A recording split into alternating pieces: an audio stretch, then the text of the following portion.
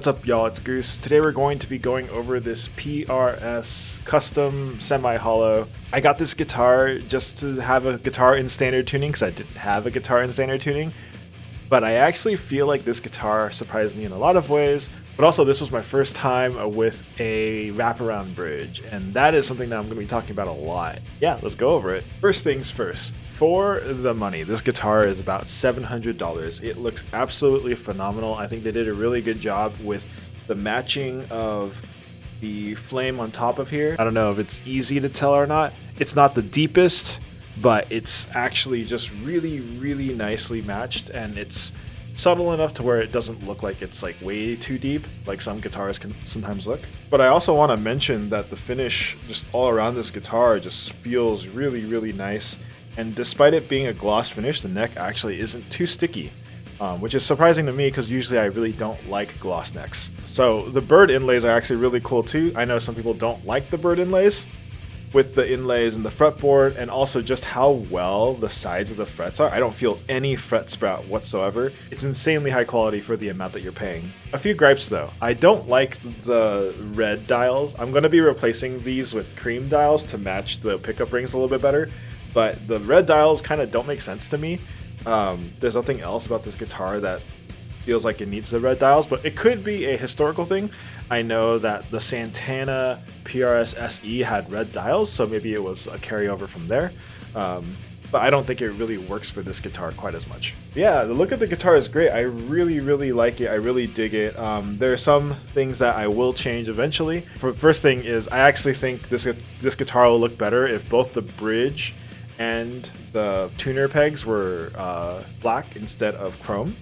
I actually bought a new bridge that is black, and that'll be going on here. And there's another reason why I bought the bridge. We'll get into that later. Just for aesthetics, I think that would be the only thing I would actually change on this guitar. It looks like insanely cool otherwise. The last thing about the design of this guitar is it being semi-hollow. Now usually semi-hollow guitars have like the F-hole usually is shaped more cursive-like, but this one has more of like a Rickenbacker kind of an F-hole. I think it actually looks a lot better. It matches kind of the shape of the side here, and it's not just like a weird squiggle in my opinion. It's a little bit less busy, which is I like in a guitar like this.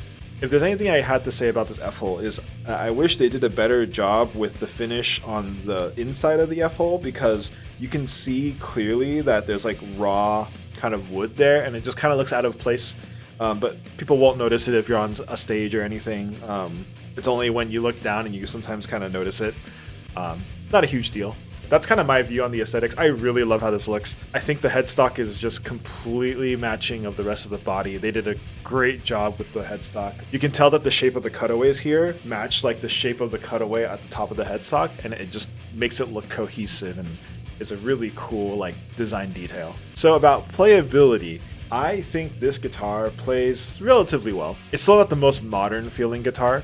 It still has that like vintage kind of vibe.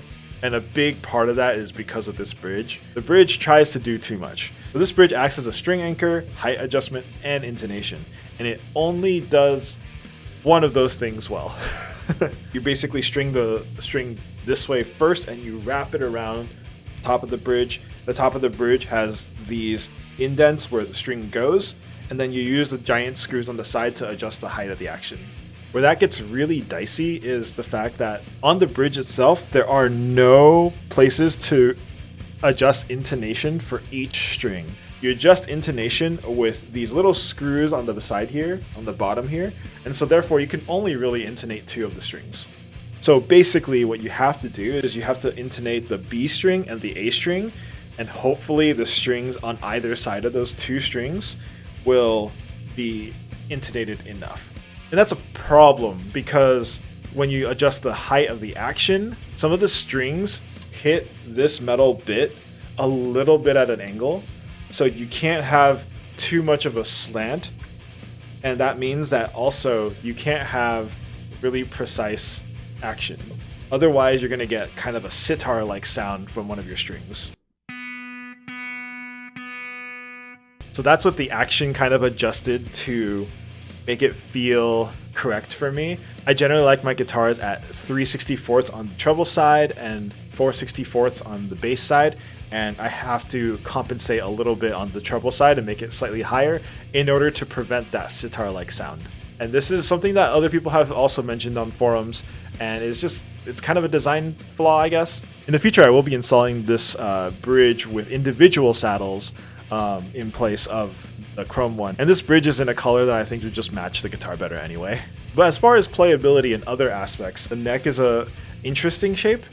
It works for me because I'm just used to bigger necks playing extended range. So having a 6-string with a bigger neck actually does kind of work for me.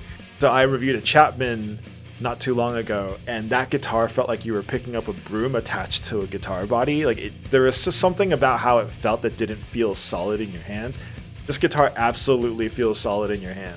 It's obviously more expensive than the Chapman, but you're definitely getting something that just feels like it's in a different level. This is a made in Korea guitar, and it definitely feels like it's on a different level than the Chapman that I have. Another thing that's nice is because it's semi-hollow, this guitar actually only weighs on my scale 6.1 pounds, which is as light as my headless 7-string. And that is a light guitar. This is a light guitar. It's actually really nice. And actually that also solves an issue that I've had with other PRS guitars. With some PRS guitars, what you'll get is that you'll get the body dive, so it'll dive down in the body like this. But because this is semi-hollow, the guitar actually is just perfectly balanced.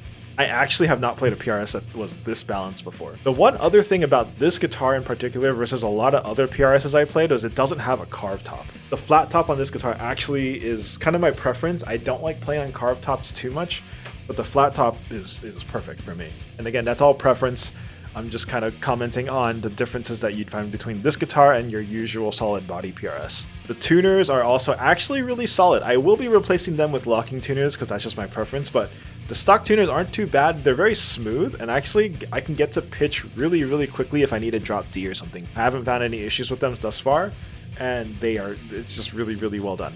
All right, let's get to the tone. The tone of this guitar is kind of interesting. So I've played on an S2 single cut before, a 245, and it was a lot more vintage sounding than this. These pickups here seem a little bit more modern, although they also sound slightly less clear, and I'll show you what I mean with some demos.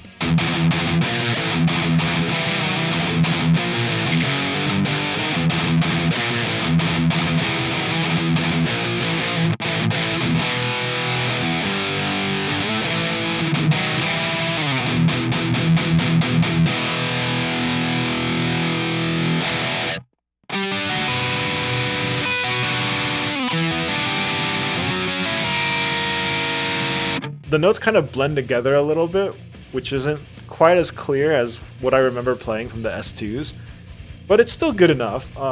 These are definitely not the worst stock pickups I've ever played, and actually I would probably use them for recording. I wouldn't be opposed to that at all. So the low end on this guitar actually sounds a little bit weird. It doesn't sound bassy, but it also doesn't sound tight. If I just strum the low E string here, you can tell that it's actually kind of flubby despite not being very high in bass volume. So you'd have to add a little bit more compression if you want a tighter sound. For me, it works just fine, I think. It definitely helps if you're trying to play more tight and just a little bit more percussive. And if you pick harder, then the flubbiness probably won't matter. You'll probably be able to play through the flubbiness anyway. So the neck pickup is actually even less bassy, which is weird because usually neck pickups are a little bit warmer than the bridge pickup. When you're playing leads, you just kind of don't get that responsiveness from the neck pickup, unfortunately. So it kind of feels like you're playing through a synth, almost kind of like feeling.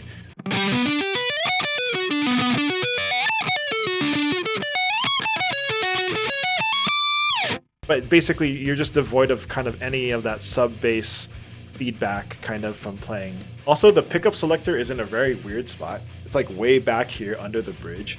It's very strange because the pickups are actually high output enough to where it's not too much of a difference from my more like modern extended range pickups, and I can get a pretty good tone just by plugging in this guitar and not having to fiddle with too much difference in the tones. This guitar actually has surprised me a lot. I was kind of expecting something a bit too vintage for myself, but it just looks so cool that I had to pick it up. And actually, I think it's amazing. I actually do pick this guitar up quite a bit.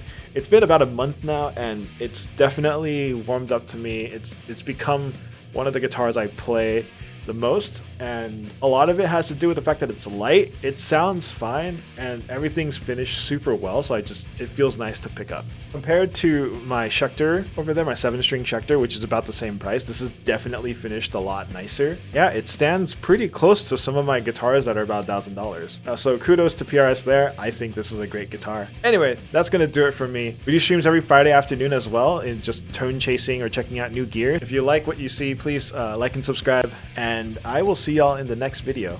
Later.